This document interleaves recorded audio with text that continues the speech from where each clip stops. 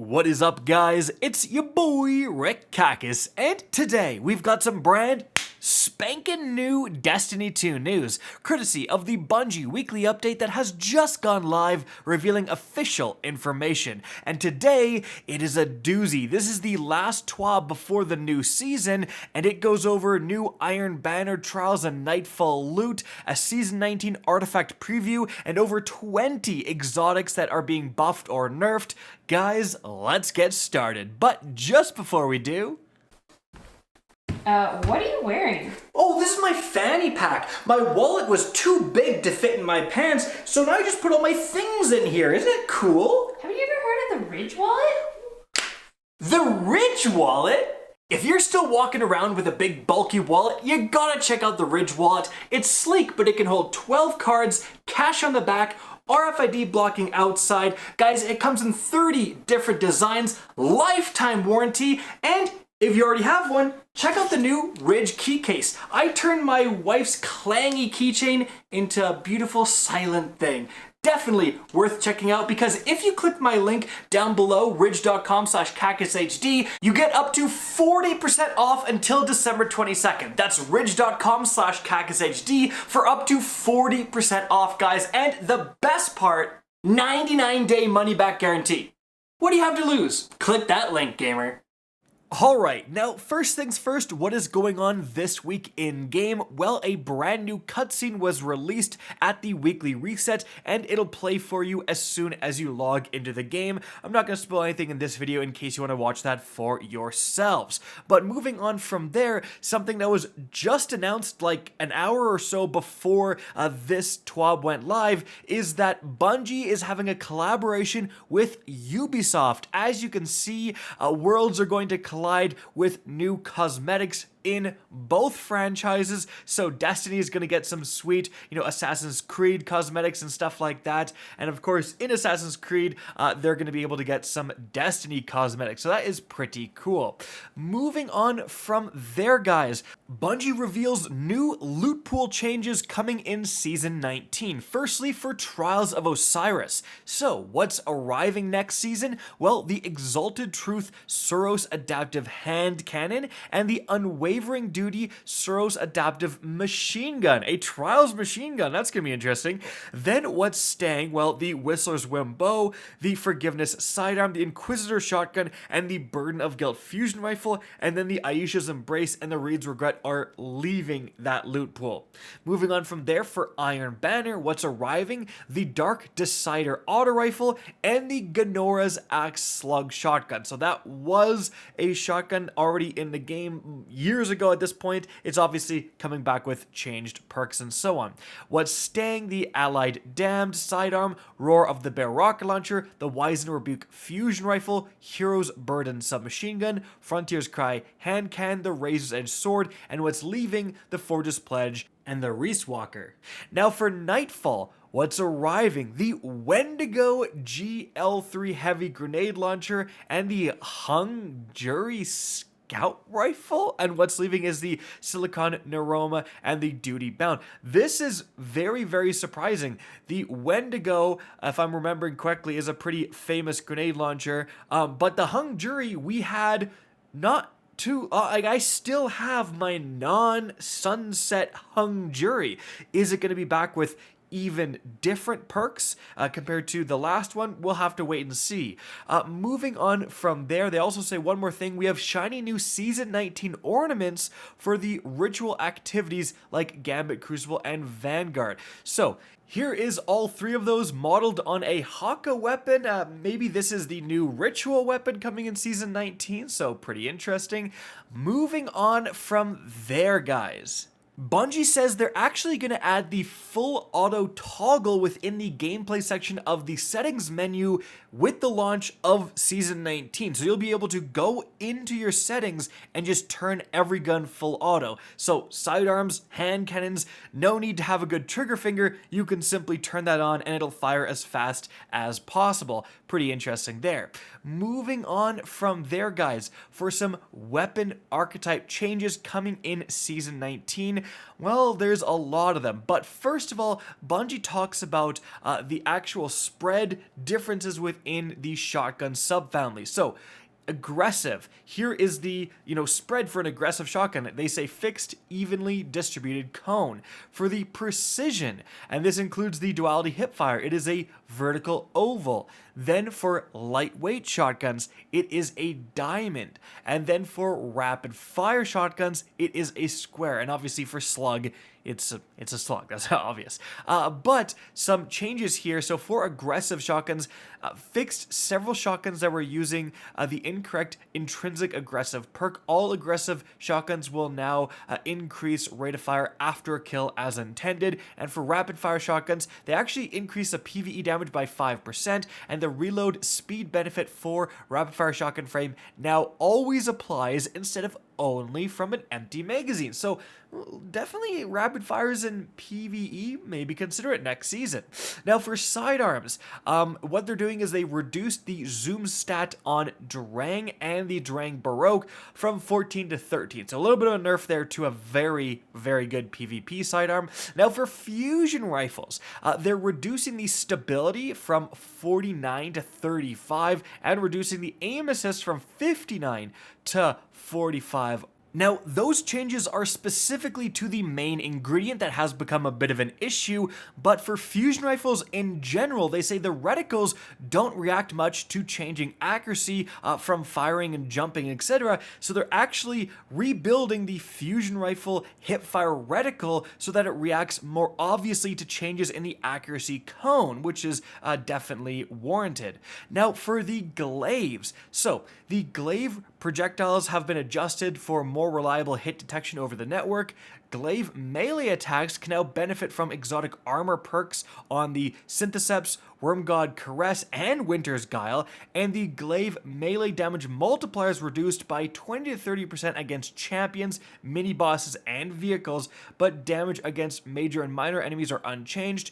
The glaive melee base damage is reduced from 75 to 67. So definitely a nerf there, and I think that's because of now their upcoming synergy with those exotics, because they're going to be getting huge melee damage boosts from stuff like that. Moving on from there, guys, for hand cannons. The Rose hand cannon is coming as a reward specifically for the new competitive playlist, the completely reworked comp playlist, and they updated the stats of the Rose to work for an adaptive hand cannon. So the range is going from 38 to 43, stability 45 down to 40, handling 68 to 60, airborne effectiveness is 20. And this is supposed to be like a hybrid between the 150s and the 140s.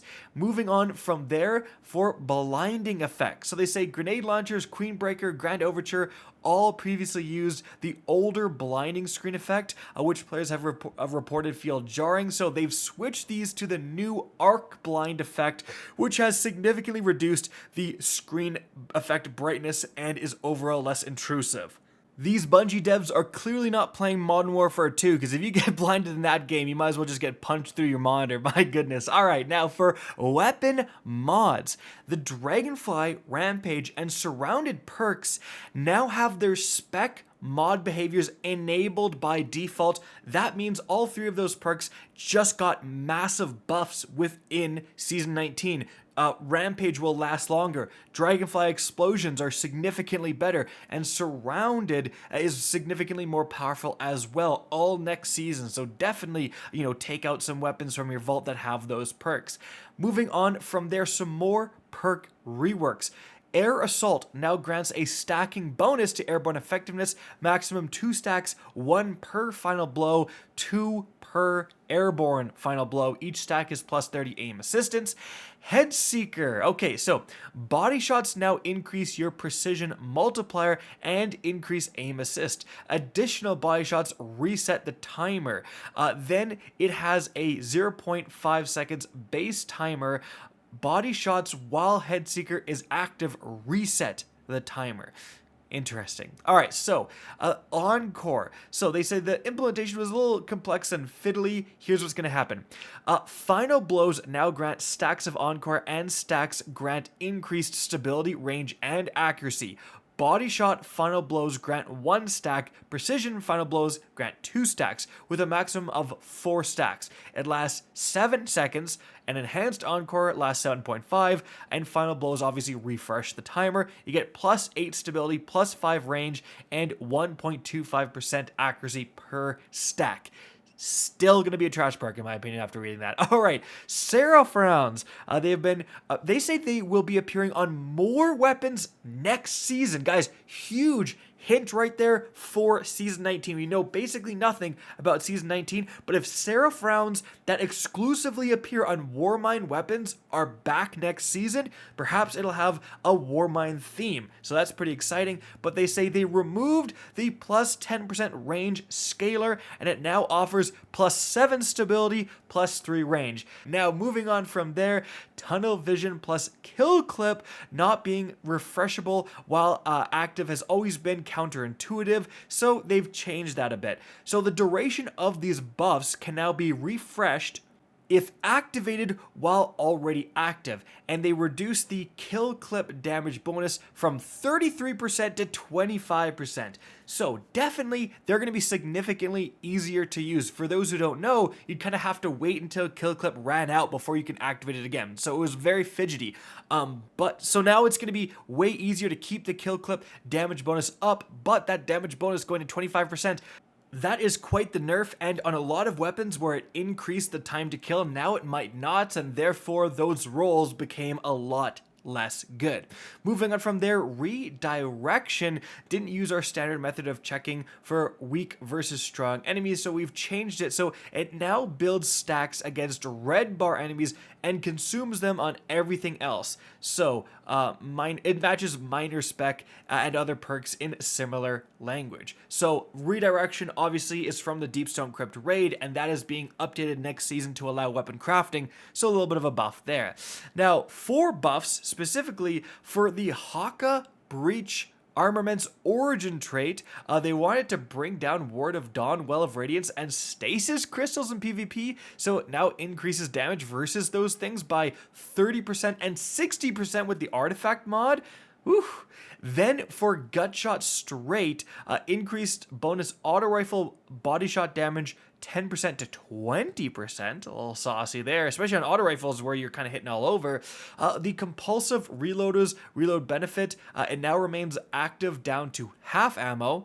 Then the high impact frame intrinsic perk, it can be hard to use since it switches off with a little movement, so it now allows a small amount of movement instead of turning off with any. The ambitious assassin's recent adjustment gives us some pretty saucy magazine sizes, so they increase the allowed time between kills from 5 to 7 seconds, so even more of a buff for that perk. For well-rounded, the duration increased from 10 seconds to 15 seconds, and stacking the effect still resets the timer. Recombination had some reliability issues, so tweaks to make this function in PvP as intended, and it now grants up to 100% bonus damage at max stacks in PvE and 50% in PvP. Again, exclusive to the Deepstone Crypt, going to matter quite a bit next season. Zen Moment, so it no longer deactivates on a miss, it now has a 1-second timer. Very interesting. Now, as part of the work on Divinity this season, we looked at other related hiccups, including rewind rounds. So rewind rounds now work as intended when hitting the cage created by Divinity. Okay, well, I mean, better late than never. And then for Genesis, it now triggers on breaking player shields. Can be quite interesting there. And one quiet moment, there's a faster activation for that origin trait after a final blow. And they also say gun and run was hard to trigger in PvP or encounters with a few enemies, so we've decided to half the number of final blows needed to activate this. Now for nerfs. Boxed breathing is getting nerfed on scout rifles by 5%. Rip in peace, the one reason to use scout rifles. Okay, now unstoppable force. They've reduced the damage bonus from 30% to 20%. And 1-2 punch It basically breaks the game every other season, so they've reduced the bonus melee damage as follows from 3 to 2% versus most enemies with unpowered melees, from 1.8 to 1.4 times versus most enemies with charged melees, and they've reduced the additional bonus versus bosses from 0.5 to 0.25. Moving on from there, some bug fixes basically to excess fixed a bit, and then for enhanced perks. So this is quite interesting. They're actually kind of overall buffing enhanced perks to be a little bit more useful. So for enhanced unrelenting, shifted to +5 health regen, remove the +5 handling. Enhanced perpetual motion, remove the 0.1 second faster activation and remove the 0.1 second grace period, added 1 second faster activation of ×2 stacks. For enhanced time payload, shifted from range to +5 stability instead. For explosive payload, now it gets +5 reload. For enhanced firing line, added an additional 10 handling when in proximity, removed the range increase. Then for Grave Robber, they swapped +5 reload to +5 handling. Enhanced explosive light, added one more charge to it, caps at 7. That's a big deal. Enhanced cornered, added +10 stability when active. Enhanced cold steel, weapon energy and weapon magazine capacity now add +10 to be consistent with other ammo capacity increasing perks. So enhanced vorpal weapon changed from +5 reload to +5 stability, and this will apply to the guard resistance stat on swords. Then for enhanced Genesis, they removed the primary ammo overflow, added additional handling. For enhanced flash counter, increased ammo capacity, that's a good one.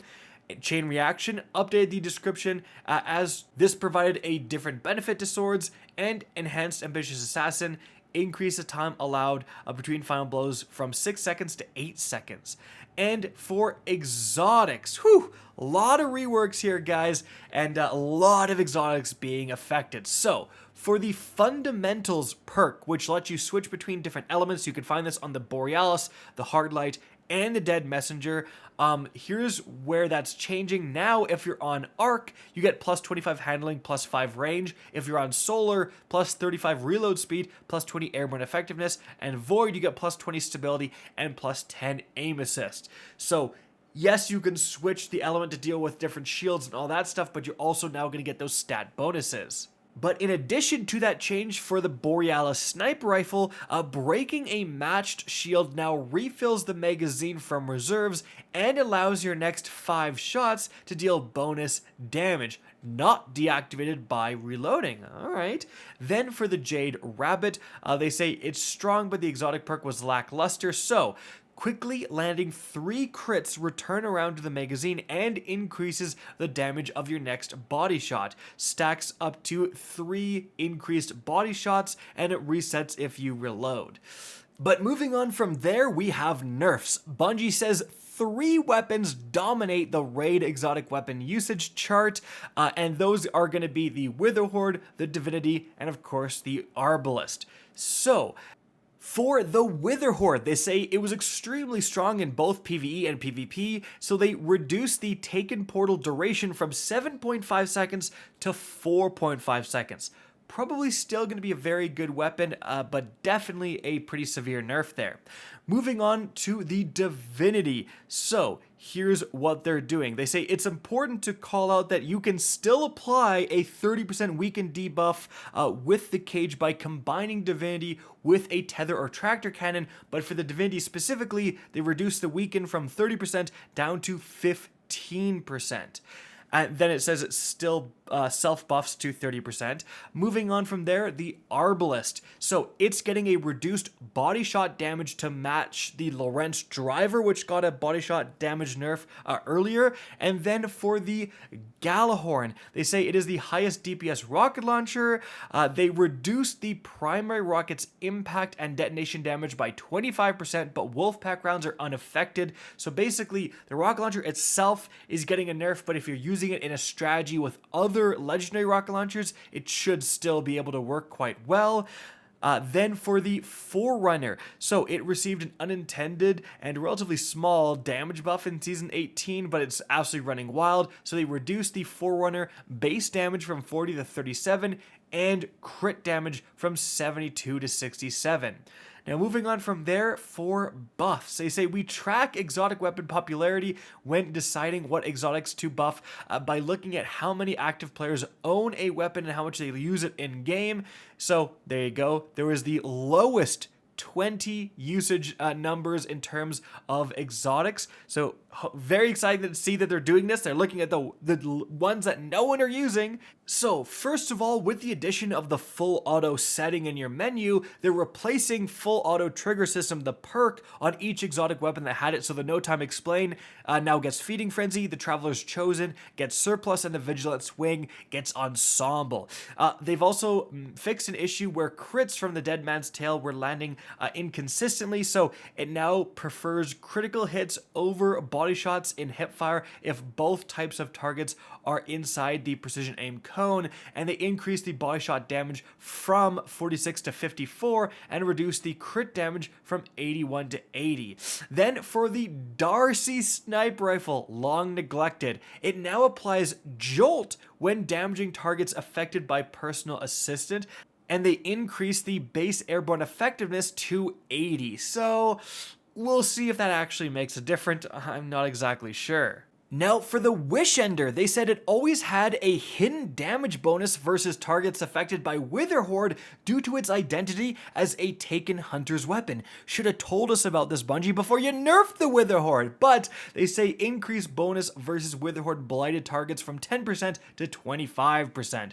Moving on from there, they say while we don't want special ammo snipers to be perfectly accurate from the air without significant investment, we don't want to have the same concerns with their heavy ammo counterparts, so they're increasing the base airborne effectiveness on the Whisper of the Worm to 80. Now, the Prospector, they say it has surprisingly high burst damage. Yes, it does, but it doesn't excel enough to clear out ads or DPS for a lot of places. So they've added Chain Reaction to the intrinsic perk. So we'll see how, but definitely going to be better at clearing out ads. Now, for the fourth Horseman, they've decreased the recoil by 50%. You know, it was always an extremely high burst DPS weapon, but quite hard to control. This might help. Now they say the Forerunner is a fun weapon in PvE, but it's never a top pick. So they've increased the crit damage by 30% and the rocks damage by 60% in PvE, massive. Then they reduced the ammo cost to activate the rock from 6 to 4, and they've increased damage at the outer edge of the rock's damage radius by 0% to 20%. Now the Merciless, very strong when it's ramped up, but hard to get it there. So the Merciless's decreased charge time on hit now resets on a 5-second timer. This timer is refreshed when you land hits. So once you ramp the Merciless up, it's going to be significantly easier to keep it ramped up. Moving on from there, the Rat King. A lot of fun to use, but the allowed distance from allies feels a bit too strict, so the radius required to activate its perk increased from 15 meters to 20 meters. The Legend of Acreus, they removed the movement penalties with that weapon. Very interesting. Then for the Bastion, they're reducing a previous nerf by half, so they reduce the spread angle by 6%. Now the Quicksilver Storm Grenade intentionally shipped on the weak side, so they wanted to increase it. So increased PvP maximum grenade damage from 80 to 120 and increased the explosion radius from 3 meters to 4 meters and switched the rocket damage from arc to kinetic. Now the Cold Heart Arc 3.0 rework wasn't generous enough with Ionic Traces, so they reduced the cooldown on Ionic Trace generation from 3.5 seconds to 2 seconds, now maxes out stability and reload speed when at maximum damage, and picking up an Ionic Trace now reduces the time it takes to get to max damage. So definitely on an Arc 3.0 build that wants Ionic Traces, the Cold Heart is going to be pumping them out very efficiently. For the Grand Overture, they increased the missile damage by 50%. Moving on from there, the Xenophage, it says it only deals area of effect damage currently, which causes some issues on some enemies in PvE. So it now deals roughly half of its damage as impact damage and the rest as detonation. Quite interesting. Then overall, the damage is increased by 5%. Then, when adjusting Divinity, we also looked at some bugs relating to it, including Cloud Strike. So the Lightning Storm will now correctly activate when hitting the Divinity's cage. The Cloud Strike is a very high DPS weapon, could be worth testing that out. Now for armor. They say some exotic armor pieces were part of combinations allowing extremely high damage output from melee attacks in PvE, so we've brought a couple of these down. The Worm God's Caress reduced maximum damage from 7.5 to 3.5. Winter's Guile, same thing.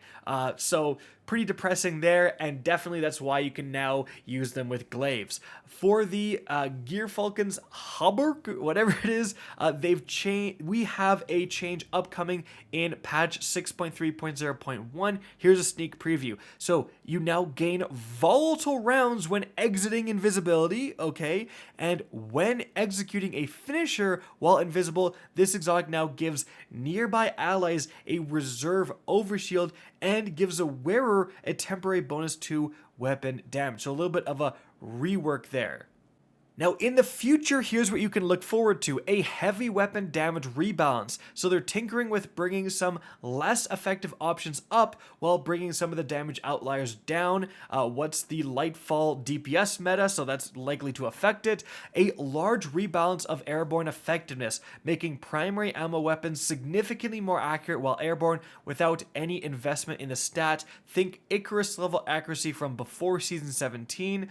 A lot of PvP players should be happy by that. Some tweaks to new shotgun reticles, and a pass at adding subclass 3.0 verbs to several exotic weapons. Moving on from there, let's talk about Void Hunters and their Scourge on PvP. So they say the radar in Destiny 2 is divided into 3 range-defined sections. So you have a close-range core, the mid-range pie wedges, and the gutter or the outer ring. So they say after update 6.3.0.1, when a player is invisible, their maximum radar range will be reduced to 24 meters, and they won't have access to the information in the gutter range until they are visible again. So I'm sure a lot of players were hoping for a more severe nerf, but Bungie is going the direction of, if you go invisible, you have this downside of not being as aware of where other players are.